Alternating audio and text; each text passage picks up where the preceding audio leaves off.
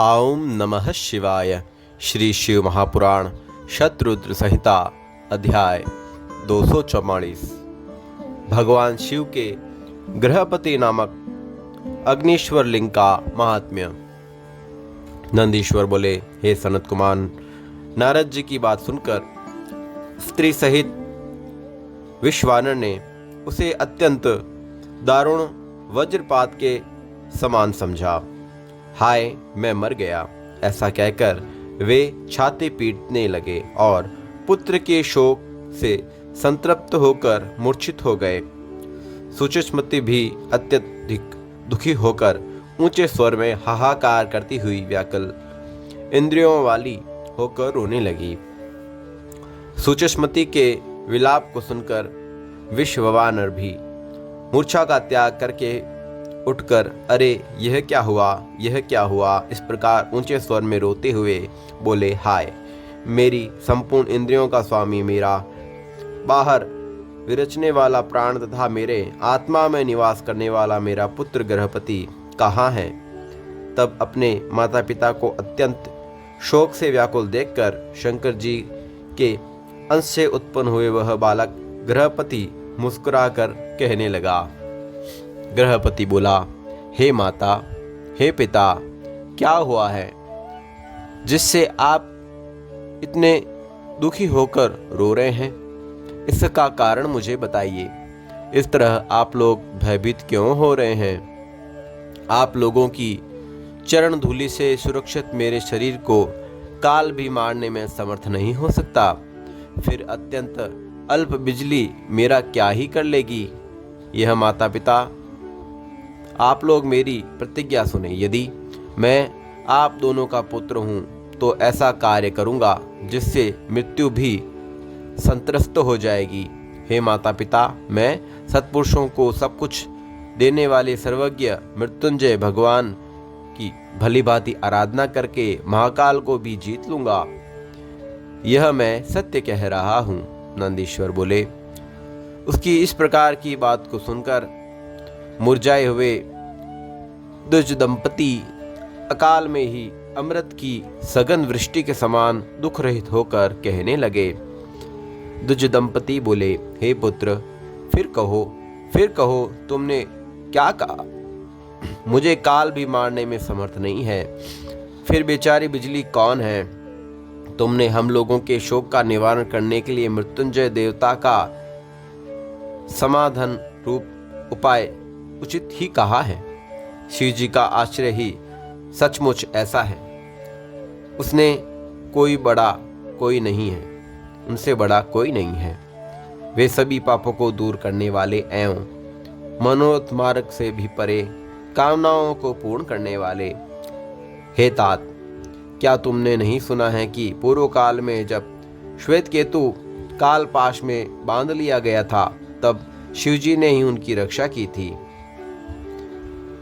शिलाद पुत्र नंदीश्वर जो केवल 8 वर्ष का बालक था, शिवजी ने काल पाश से छुड़ाकर उसे अपना गण तथा विश्व का रक्षक बना दिया। क्षीर सागर के मंथन से उत्पन्न तथा प्रलयग्नि के समान महाभयानक हाहाकल विष को पीकर शिवजी ने ही तीनों लोगों की रक्षा की थी। जिन्होंने त्रिलोकी की संपत्तियों का हरण करने वाले महान अभिमानी जलंधर नामक दैत्य को अपने सुंदर अंगूठे की रेखा से उत्पन्न चक्र के समान मार डाला। उन्होंने त्रिलोकी को संपदा को प्राप्त कर मोहित हुए त्रिपुर को एक ही बाण चलाकर उससे उत्पन्न हुई ज्वालाओं वाली अग्नि से सुखा डाला। और जिन्होंने त्रिलोक के विजय से उन्मत्त हुए कामदेव को ब्रह्मा आदि को देखते ही देखते दृष्टि निक्षेप पात्र से अनंग बना दिया। हे पुत्र, तुम ब्रह्मा आदि के एकमात्र जन्मदाता, मेघ पर सवार होने वाले अविनाशी तथा विश्व की रक्षा रूप मणि उन शिवजी की शरण में जाओ। नंदीश्वर बोले, हे मुने, मैं माता पिता की आज्ञा पाकर उनके चरणों में प्रणाम करके, उनकी प्रदक्षिणा करके और उन्हें बहुत तरह से आश्वासन देकर वह वहां से चला गया। उस काशीपुरी में पहुंचा, जो ब्रह्मा, नारायण आदि देवों के लिए दुर्लभ महाप्रलय के सनातन संताप का विनाश करने वाली विश्वेश्वर द्वारा पालित कंठ था। तट प्रदेश में हार की तरह पड़ी हुई गंगा जी से सुशोभित अद्भुत गुणों से उत्पन्न हर पत्नी भगवती गिरजा के शोभायमान हैं। वहां पहुंचकर वे विश्व पर पहले मणिकर्णिका गए। वहां विधि पूर्वक स्नान करके प्रभु विश्वेश्वर का दर्शन करके उन बुद्धिमान ने परम आनंद से युक्त होकर तीनों लोगों को प्राणों की रक्षा करने वाले शिवजी को हाथ जोड़कर सिर झुकाकर प्रणाम किया। वे बार बार उसे देखकर हर्षित हो रहे थे और मन में विचार कर रहे थे कि सचमुच यह लिंग परम आनंदक कंद परिपूर्ण है। यह स्पष्ट ही है, इसमें संशय नहीं है।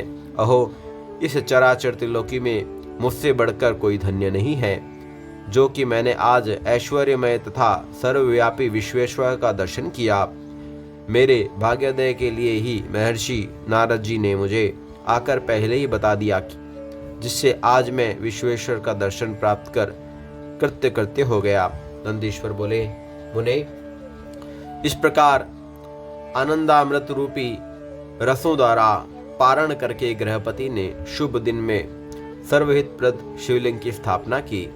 तत्पश्चात अचेंद्रियों के लिए अति दुष्कर कठोर नियमों को ग्रहण कर अनुष्ठान परायण हुआ। पवित्र चित्त वाला वह प्रतिदिन वस्त्रों को छाने गए गंगा जल से पूर्ण 108 पवित्र घड़ों से शिवजी का स्नान कराने लगा और 1008 नील कमलों से बनी हुई माला समर्पित करने लगा। पहले वह पक्ष में एक बार, फिर महीने में फल मूल कंद को खाकर 6 महीने तक रहा। इसके बाद अत्यंत धीरे वह गृहपति पुनः 6 मास सूखे पत्ते खाकर और 6 महीने वायु पीकर और 6 महीने 1 बूंद जल पीकर तपस्या करने लगा। हे नारद, इस प्रकार एकमात्र शिवजी को मन में धारण करके तप में निरत उस महात्मा के 2 वर्ष बीत गए। हे शौनक, तब जन्म से 12 वर्ष में देवर्षि नारद जी द्वारा कही गई बात को मानो सत्य कहने की इच्छा से स्वयं इंद्रदेव उसके पास गए और बोले, हे विप्र, मैं इंद्र इस उत्तम तपस्या से अत्यंत प्रसन्न हो गया हूँ। तुम्हारे मन में जो अभिलाषित हो उसे वर मांगो, मैं प्रदान करूंगा। नंदीश्वर बोले, इंद्र के इस वचन को सुनकर महाधीर मुनि कुमार ने मधुराक्षमयी वाणी में कहा। गृहपति बोला, हे मगवन, हे व्रत शत्रु, मैं वज्र धारण करने वाले आपको जानता हूँ। मैं आपसे वर नहीं मांगता, मुझे वर देने वाले तो शिवजी ही है। इंद्र बोले, हे बालक, मेरे सिवा कोई दूसरा शिव नहीं है। मैं सभी देवताओं का भी देवता हूँ। अतः तुम अपना लड़कपन त्याग कर मुझसे वर मांगो और देर मत करो। गृहपति बोला, तुम अहिल्या के शील को नष्ट करने वाले असाधु हो, पाक नामक असुर का वध करने वाले पर्वतों के शत्रु। हे इंद्र, तुम चले जाओ। यह स्पष्ट है कि मैं शिवजी के अतिरिक्त और किसी देवता से वर की प्रार्थना नहीं करता। नंदीश्वर बोले, उसकी यह बात सुनते ही क्रोध से लाल नेत्र वाले इंद्र अपना घोड़ वज्र उठाकर बालक को भयभीत करने लगा।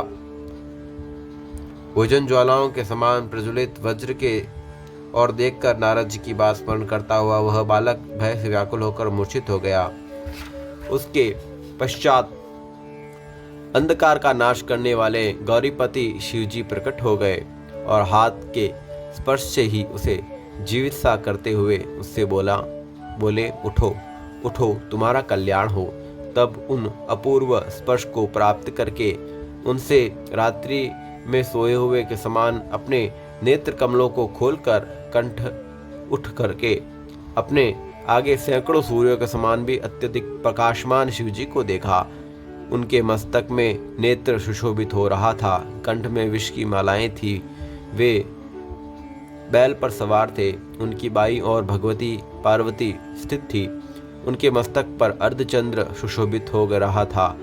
वे जटाजूट युक्त थे। त्रिशूल और अजगम धनुष धारण किए हुए उनका गौर शरीर कपूर के समान उज्ज्वल था और वे गजचर्म धारण करते हुए तब गुरु वाक्य था आगम प्रमाण से उन्हें महादेव जानकर हर्षित होकर उनका कंठ रुद्ध गया और शरीर रोमांचित हो गया।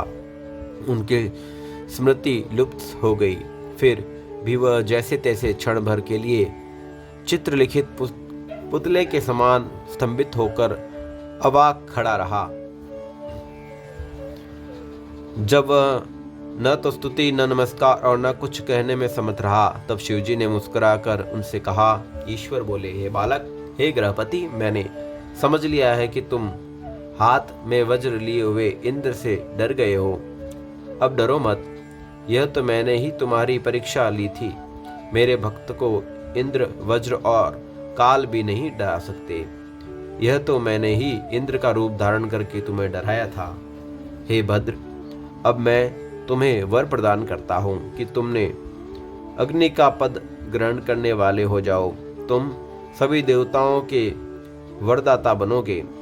तुम ही सभी प्राणियों के अंदर वैश्वानर नाम की अग्नि बनकर विचरण करो और दक्षिण और पूर्व दिशा के मध्य आग्नेय कोण दिगेश्वर बनकर राज्य करो। तुम्हारे द्वारा स्थापित यह लिंग आज से तुम्हारे ही नाम से प्रसिद्ध होगा। यह अग्निश्वर नाम वाला होगा, जो कि तेजों का अविनिष्ट रूप से अभिवर्धन करेगा। अग्निश्वर के भक्तों को विद्युत और अग्नि से भय नहीं होगा।